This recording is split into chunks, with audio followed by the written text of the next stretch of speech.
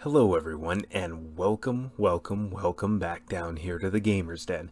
With me, your host, Jordan, your master of lore and storyteller extraordinaire. I apologize for being so late yet again. Unfortunately, not this last Friday, but the week before, I had taken a little bit of wisdom damage.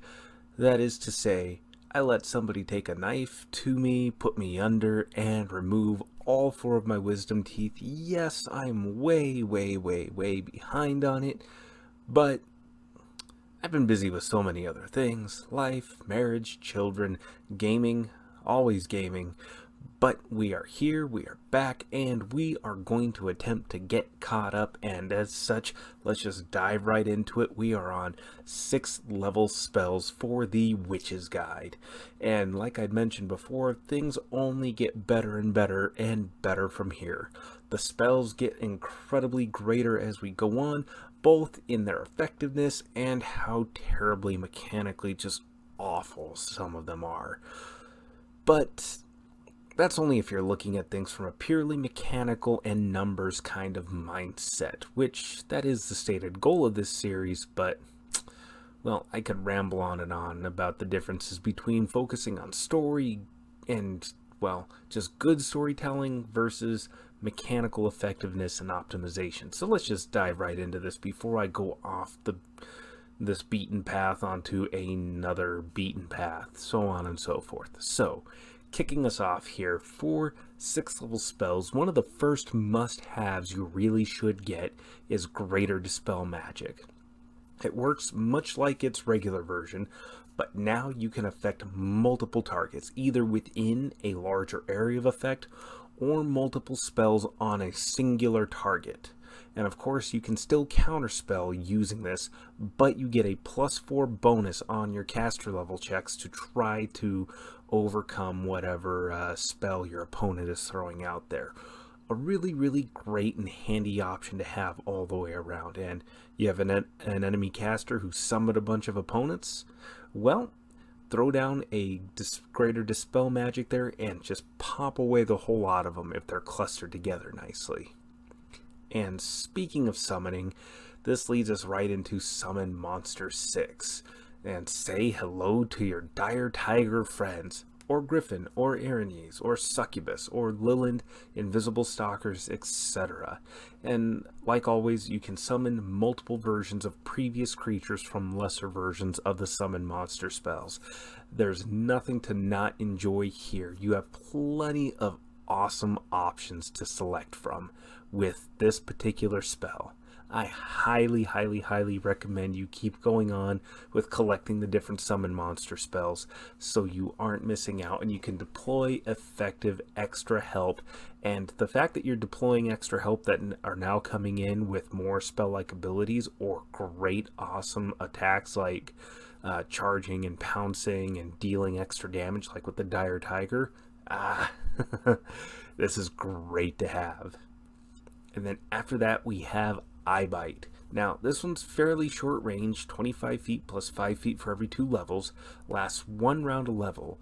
You force a fortitude save in order to negate this, but each round you can focus on one target. If they have 10 or more levels or hit dice, they become sickened. 5 or 9, they become panicked and sickened. 4 or less, they become panicked, sickened, and comatose, which I don't know why they'd be panicked and sickened since you're putting them into a coma, but hey, it's all there. These effects will last for 10 minutes, and the comatose effect, it's not a sleeping effect, so elven creatures who are normally immune to sleep effects will be affected by it. So this is a great spell to have, especially since it's pretty common for elven NPCs, elven opponents to be spellcasters, just because it's a favored class for the race and they do really well as spellcasters. So, a great one to have, and especially since it's on round to round, you can focus on a different target, so it's a continuous effect. This is great to have. Put it in your spellbook. Well, familiar. However you can get it. But then we also have Animate Objects. Medium range at 100 feet plus 10 feet for every level. You animate one small object per caster level.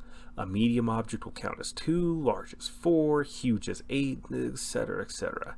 So fill your arm with your home, your base, your hideaway with a couple of medium-sized iron statues and have some ready-to-go defenders with just one little flick of this spell. You'll be all set, and it's a great way to turn the tide and catch opponents by surprise. Now, this next one, I might be butchering the pronunciation a little bit, but it's Gaius or Quest.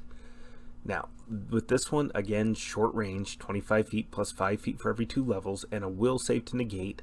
It lasts 1 day per level. And that's the length of time is a little bit situational. Basically, you force a target that fails its will save to go and complete some assigned task or quest that you give it. Failure to do so, failure to stay on task and try to complete the task, will impose accruing penalties. The lesser version of this spell has lighter penalties and takes 1 round to cast. This version takes 10 minutes to cast and is much harder to break. So the 6th level version is probably not something you're going to be using in regular combat all that often. But depending on the situation, depending on how you're going about trying to deal with some opponent, this can be really great to have, because the 1 day per level thing is if it's a task that you give them that's impossible to do, like collecting some deity's teeth. When I say impossible, I mean impossible for the target to achieve. Some targets might be able to go collect some other god's teeth, possibly. But if you throw this down on some random ass farmer and tell them go collect god teeth, well, it's going to last for 1 day per level in that case. Whereas for a target that might actually be able to achieve that goal, it will last however long it takes them to do that task any day. If they decide not to, those penalties are going to accrue, and then it will end after however many days are equal to your caster level. So it does have a time limit, but if it's an achievable task, then it takes however long it takes that target to do so. And so this is good if you can somehow get a creature to sit down for 10 minutes that you need to get out of your hair for a couple of days. How that comes about, how that comes up, I don't know, but with some clever application, some tricks, some ruses on your part, maybe you can pull it off. The lesser version is definitely handy too, though, so maybe consider picking them both up. And then we have True Seeing. You touch one creature, the spell lasts 1 minute a level, and the subject will see through normal and magical darkness, illusions, blur, displacement effects, polymorphs, invisibilities, and they'll be able to see into the ethereal plane out to 120 feet. Basically, you are going to be piercing through a lot of veils with this spell. Very handy to have. Incredibly handy to have for yourself or somebody else. Personally, I'd say throw this on the rogue, throw this on the ranger, and let them go to town disarming traps, seeing through all the tricks and traps that might be in the way. This is a really handy buffing spell to have handy in your repertoire. And then we have Baleful Shadow Transformation, and this one's kind of a mixed bag for me. That short 25-foot range, one creature is the affected party, and it's permanent if they fail a will save and then an accompanying fortitude saving throw.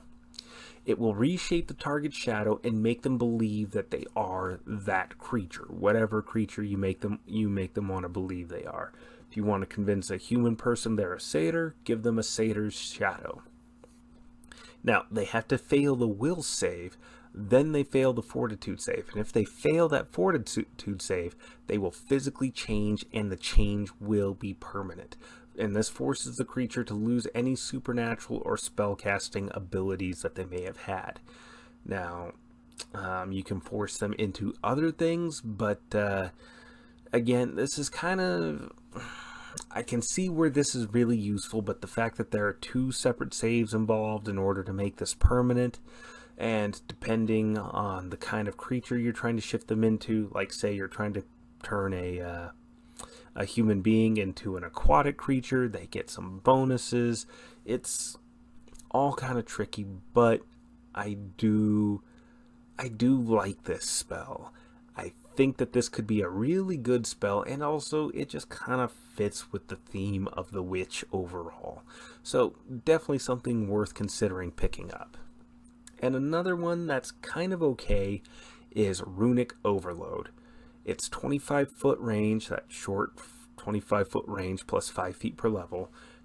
You target 1 object or creature. If you cast it on a creature with magic runes on their body, you deal 1d6 sonic damage per level, topping out at 20d6. And you stun the target for 1 round, and they can make a will save for half the damage or half the damage and negating the stun. If you cast it on a magic rune on an object, like say an arcane mark that you have set down, the explosion will deal 1d8 points of damage for every 2 caster levels to everyone within a 5-foot radius.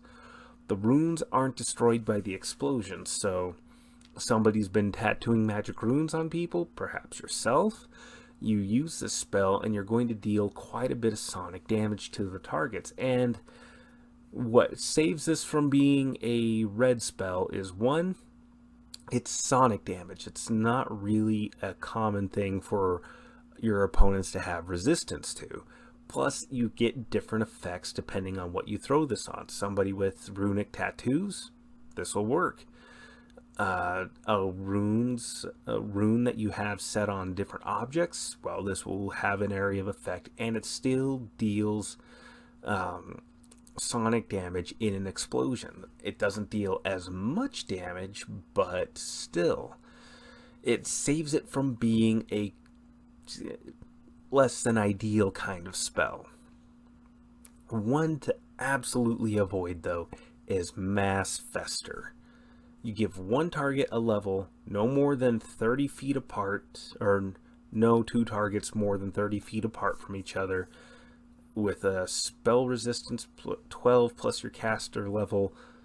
I'm butchering that. See, I just hate this spell. You give the targets spell resistance 12 plus your caster level against healing effects for 1 round per level.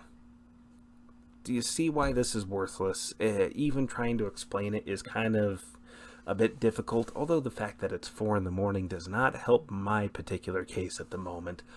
But you can affect up to about 10 targets when you get this, somewhere around there. They all have to be within a certain cluster. They have to be within at least 30 feet of each other, and they get spell resistance against healing effects. It's dumb. Why would you use this? If you're going to do this, pick up some kind of blasting spell and just start dealing damage to them. I mean, this spell is dumb. It's stupid.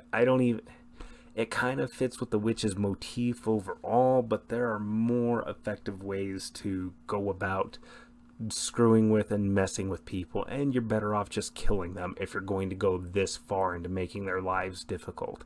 The only reason to have this is just to spread a bit of suffering, and really, I think this works better as a spell for an NPC witch that is doing exactly that, causing trouble and extending the suffering of other creatures. And even then, what a miserably minimal amount of suffering being caused for somebody that focused on just being evil.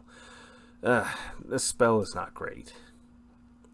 But with that said, I've been your host, Jordan, your master of lore and storyteller extraordinaire. If you liked today's episode, forget it. You guys know exactly what to do. If you've been liking things, hit like and subscribe. If not, drop down in the comments down below and let me know what you didn't like. With that said, once again, I've been your host, Jordan, your master of lore and storyteller extraordinaire. You folks have yourselves a good night.